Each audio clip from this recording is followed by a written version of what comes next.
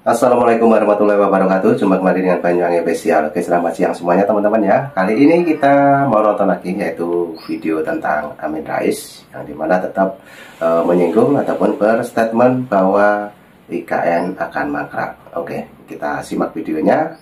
Dan mungkin teman-teman punya saran dan kritik, silahkan tulis di kolom komentar saya. Inilah video yang saat ini lagi trending topik, yaitu tentang Mbah Amin Rais. Lanjut untuk videonya, kita play.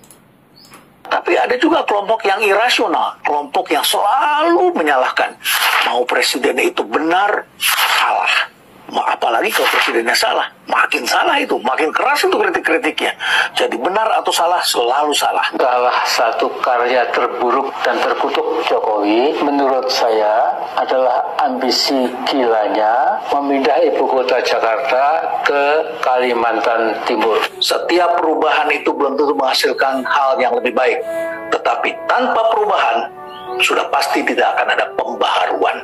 Sudah wajar pemimpin yang hebat itu adalah pemimpin yang melakukan perubahan. Pemimpin perubahan ini bukan manajer biasa. Pemimpin perubahan adalah orang yang mengambil resiko, terutama adalah pada tahapan eksekusi. Semua kritik dan opini masyarakat supaya Mulyono hati-hati tidak pernah diindahkan. Nah, dia selalu bicara bahwa IKN Nusantara adalah masa depan Indonesia. Namun ketika kewarasan pikirannya muncul, dia sadar ternyata IKN yang dibangun di tengah hutan dengan kontur tanah yang berbukit-bukit memang mustahil dapat diselesaikan sesuai impian liar Mulyono. Sehingga dia sendiri akhirnya gusar bahwa IKN bakal jadi kota hantu. Sebab ketika wacana diumumkan, izin diminta, kemudian sampai pada tahapan membentuk undang-undang, semua orang mudah bertepuk tangan, semua orang senang. Wacana-wacana itu mudah diucapkan, tetapi yang babak belur itu adalah yang menjalankannya. Karena nanti ketika eksekusi, itu pasti ada hal-hal yang di lapangan harus beradaptasi, menghadapi kesulitan, penolakan, dan lain sebagainya. Jadi, sekali lagi, kita yang mengharapkan hasil yang berbeda, tetapi kita punya kecenderungan selalu berpikir untuk melakukan hal yang sama berulang-ulang. Nah, beberapa waktu lalu, gedung-gedung yang mangkrak di IKN sudah dikepung oleh semak belukar, tetapi oleh ternak Mulyono dan para buzzer rupiah maksud saya, dikatakan IKN makin indah. Meminjam bahasa orang Solo, itu pernyataan para ternak Jokowi hanya pernyataan yang belgedes, artinya pernyataan bohong, tipu-tipu. Jokowi bukan Mulyono kalau tidak suka bohong dan tipu-tipu. Kalau kita bicara tentang perubahan, maka kita bertemu dengan manusia yang berbeda-beda. Ada manusia yang berpikirnya adalah constraint based, ada manusia yang berpikir adalah opportunity based. Yang membedakan di sini adalah berpikirnya birokrat, yang di sini berpikirnya adalah entrepreneurial. Orang yang berpikir entrepreneurial itu tidak pernah mau terbatas oleh constraint. Dia akan selalu melihat cara jalan keluar. Sedangkan orang yang berpikir birokratik mengatakan, tidak bisa Pak, selama anggarannya belum ada, saya tidak bisa bekerja. Karena tugas seorang birokrat adalah menghabiskan anggaran. Jadi adakan dulu anggarannya, baru kemudian di-spending. Nah, semua bangunan yang ada di IKN kini kosong melompong. IKN Nusantara sekarang sudah menjadi kota hantu. Ghost City. Kompas.com pada 11 Desember 2024 memberitakan rencana ASN pindah ke IKN berjalan dari molor ke molor. Sangat duga keras para ASN itu enggan dipindah ke IKN karena belum ada fasilitas pendidikan buat anak-anak yang masih bersekolah di jenjang TK, SD, SMP, dan SMA. Apalagi belum ada universitas dan lain-lain kecuali dalam tingkatan omon-omon belaka. Tidak mungkin kita menggunakan cara berpikir yang bersifat constraint based. Kita juga memerlukan cara berpikir yang disebut opportunity based. Bagaimana contohnya? Oh, banyak sekali. Kita bisa melihat di Asia ada beberapa tokoh yang melakukan pembangunan dengan pendekatan opportunity based. Salah satunya adalah Uncle Lee atau Lee Kuan Yew. Mendiang Lee Kuan Yew tentu saja mengalami banyak constraint ketika dia mulai pembangunannya di Singapura pada tahun 1960-an. Apa yang terjadi? Negara itu didiami oleh 3 etnik besar, India, Tionghoa, dan juga orang Melayu, yang selalu konflik. Kemudian mereka tidak mempunyai pantai yang indah. Jadi kalau mau dibangun pariwisata, tidak ada pantai yang indah. Mau dibikin sektor pertanian, mereka tidak mempunyai sawah di negaranya. Jadi untuk membuat pertanian juga tidak memungkinkan. Lalu seperti jargon-jargon para pemimpin pada masa itu adalah ingin melakukan industrialisasi. Diundanglah investor untuk membangun investasi atau pabrik-pabrik besar di Singapura.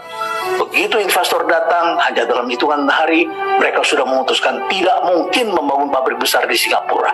Why? Karena marketnya sangat kecil. Apalagi kemudian mereka konflik dengan Malaysia. Semakin kecil, mereka tidak bisa memproduksi di Singapura dan memasarkannya ke Malaysia.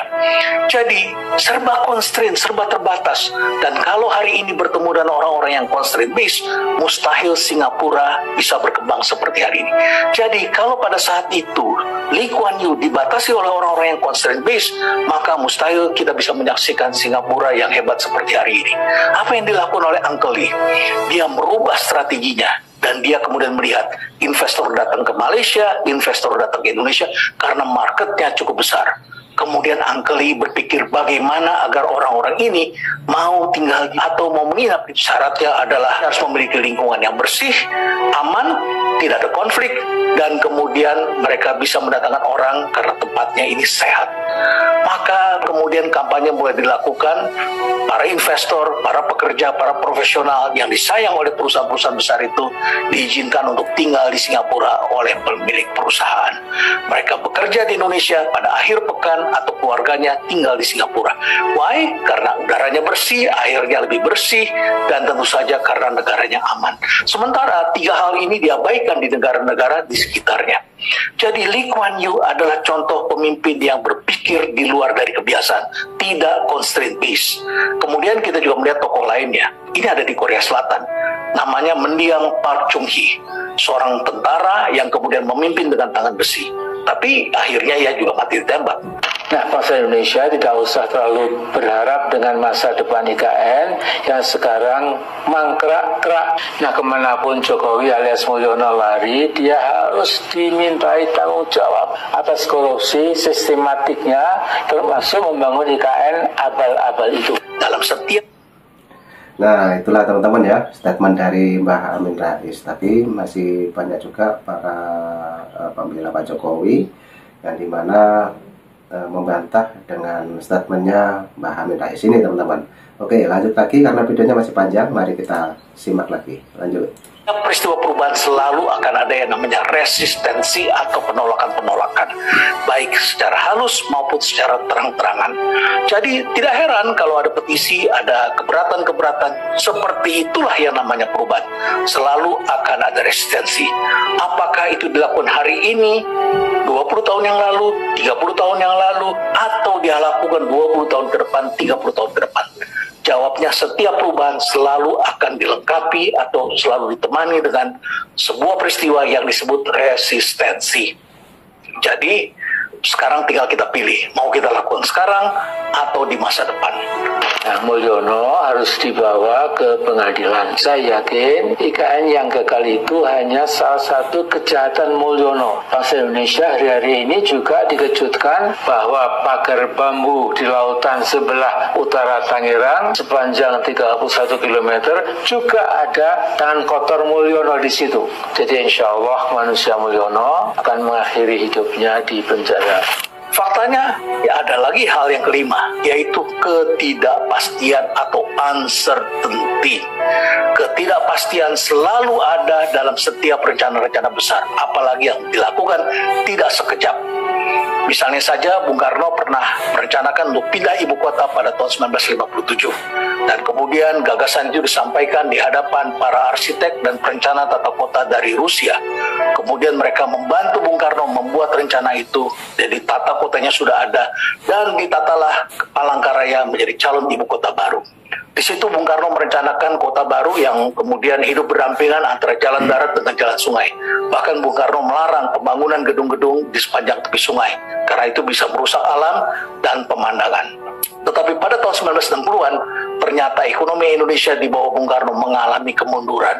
Indonesia kemudian menjadi sasaran serangan negara-negara barat karena dianggap melawan gagasan-gagasan mereka. Bung Karno menciptakan Ganevo dan lain sebagainya. Dan akhirnya kemudian kemunduran itu dihadapi oleh Soekarno yang akhirnya menghentikan rencana pemindahan sampai kemudian ia dilengsarkan pada tahun 1967. Gagasan untuk memindahkan ibu kota ternyata juga dilakukan oleh Soeharto. Kalau Bung Karno melihat bahwa ibu kota lungsuran dari penjajah itu sudah tidak tepat untuk digunakan, maka Soeharto melihatnya sebagai cara untuk keluar dari kemacetan lalu lintas. Ini disampaikan oleh putrinya yang juga menjadi pengusaha di bidang jalan tol pada saat itu. Di mana-mana sudah terjadi kemacetan, polusi yang begitu besar, dan akhirnya kemudian Pak Harto mengumumkan akan melakukan pemindahan ibu kota. Dan dipilihlah sebuah desa, yaitu Desa Cariu di Kecamatan Jonggol. Jadi Jonggol terletak tidak jauh dari Jakarta. Dan pengumuman itu diumumkan oleh Soeharto pada tahun 1997. Lagi-lagi Soeharto menghadapi ketidakpastian. Tidak disangka, ia kemudian mengundurkan diri pada tahun 1998. Hanya 1 tahun setelah ia mengumumkan rencana pemindahan ibu kota. Padahal sejumlah pengusaha, termasuk keluarganya, telah membeli tanah besar-besaran di daerah Jonggol. Dan kita sudah melihat pula bahwa pusat pelatihan paskibra telah dilakukan di daerah Jonggol. Bahkan kirap remaja juga dilakukan di daerah Jonggol. Dan kemudian gagasan ini akhirnya dihentikan pada tahun 2008. Karena sejak saat itu ekonomi Indonesia mengalami porak-poranda setelah kita menghadapi krisis multidimensi yang dikenal dengan Krismon 1997-1998. Nah, apakah gagasan itu berhenti? Ternyata tidak. Ternyata kemudian Presiden Susilo Bambang Yudhoyono dikabarkan juga telah memberikan 3 opsi. Apakah tetap berada di Jakarta, pindah ke kota yang sama sekali baru, atau pindah ke kota yang sudah ada. Tapi SBY ternyata hanya berhenti pada opsi tersebut. Belum ada kajian yang lebih jauh lagi. Sampai kemudian pada tanggal 26 Agustus tahun 2019, akhirnya Presiden Joko Widodo yang pernah menjadi Gubernur DKI dan merasakan banjir, macet, polusi di ibu kota, bahkan kemudian tanah di ibu kota ini mengalami penurunan. Dikatakan pula bahwa ibu kota ini akan tenggelam. Dan kemudian ia mengambil jalan untuk memindahkan ibu kota ini, dan dipilihlah tempat yaitu di wilayah Kabupaten Penajam Pasir Utara dan Kutai Kertanegara di Kalimantan Timur. Pilihan ini selain untuk menyelamatkan ibu kota yang baru, tentu saja untuk memindahkan magnet sehingga kemudian terjadi pemerataan ekonomi. Disampaikan oleh mantan Kepala Bappenas pada masa itu, Saudara Andrinov Caniago, bahwa rencana itu tentu saja perlu dilakukan karena upaya-upaya untuk menciptakan pemerataan ekonomi dengan menciptakan kawasan-kawasan industri baru seperti di Morotai, Biak, dan lain sebagainya ternyata belum membuahkan hasil. Jadi kegiatan ini sangat panjang.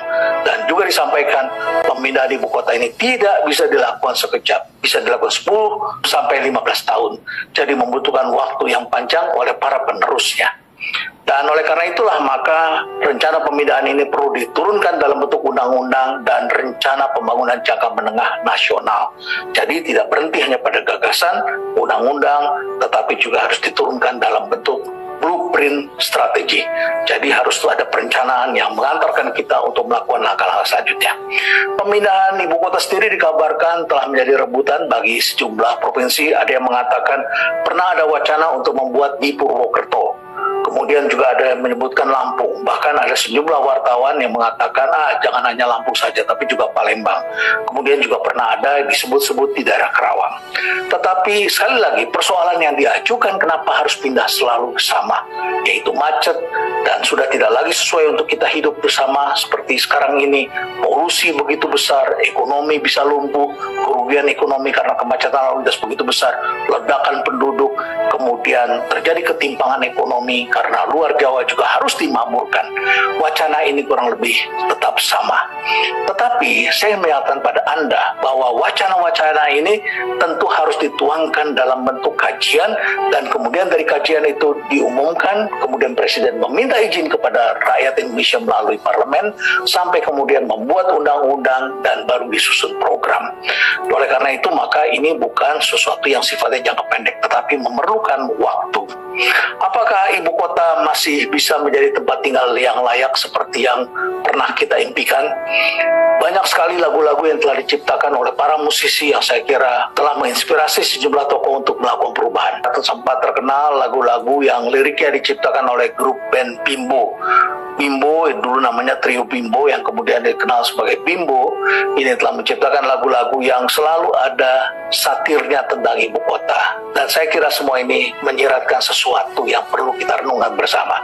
Salah satunya adalah balada Seorang Biduan yang bisa Anda download sendiri dan dengarkan. Liriknya Anda bisa baca di sini. Kemudian di samping itu juga balada Gadis Desa, dan semuanya sama-sama menyiratkan kehidupan yang baik di ibu kota. Lalu juga ada lagu dangdut yang diciptakan oleh sang maestro Rhoma Irama, bercerita tentang kehidupan di Jakarta yang ternyata kita bisa tidak saling mengenal dengan tetangga. Ini adalah ungkapan para musisi yang gambarannya tentu saja sungguh menyesakan.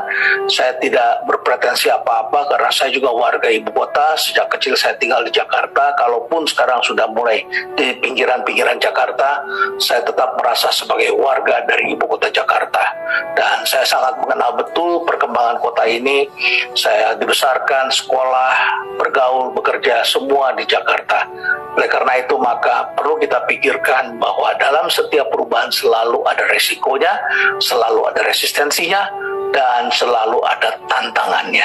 Persoalannya adalah apakah Anda tipe orang yang ingin menghindari tantangan ini atau Anda berani menghadapinya.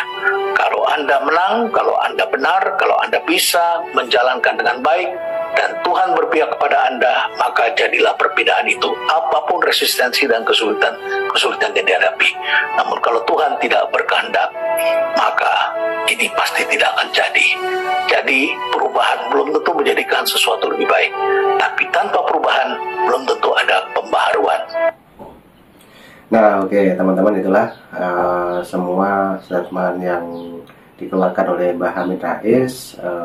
Tadi sudah dibantah oleh bapak-bapak yang menjelaskan sampai begitu detail, teman-teman ya, tentang IKN. Oke, mungkin teman-teman punya saran dan kritik mengenai IKN dan terutama statement dari Mbah Amin Rais. Silahkan tulis di kolom komentar saya, dan nanti juga ada video lagi. Tetap tunggu di Panjang Official. Oke, terima kasih. Saya ucapkan salam buat keluarga semua, sehat selalu, dan tentunya tetap tunggu di Panjang Official. Oke, terima kasih. Assalamualaikum warahmatullahi wabarakatuh. Sampai jumpa. Thank you.